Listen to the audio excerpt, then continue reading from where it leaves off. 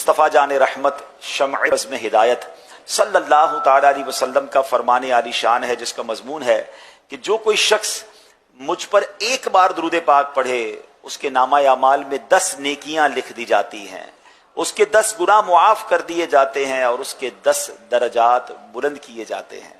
जो हज पर जा रहे बिलखुसूस दुरूद पाक की कसरत शुरू कर दीजिए। और सुबहान अल्लाह, मक्का पाक और मदीना तैयबा में तो खूब दुरूद पाक पढ़िए कि हुदूद हरम में मक्का मुकर्रमा में एक नेकी 1,00,000 नेकियों के बराबर है। गोया आप हुदूद हरम मक्का पाक में जाकर जब एक बार दुरूद पाक पढ़ेंगे और अपने वतन में 1,00,000 बार दुरूद पाक पढ़ेंगे तो वो जब जाके उसके बराबर होगा।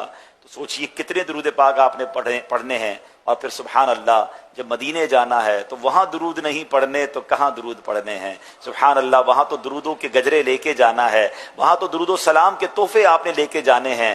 दिल में नबी की यादें, लब पर नबी की नातें, जाना तो ऐसे जाना सरकार की गली में। तो दुरूद पाक यहाँ भी पढ़ें और कसरत के साथ वहां भी पढ़ें। और जो इस बार हज पे नहीं जा रहे बल्कि मक्का मुकर्रमा और मदीना तैयबा की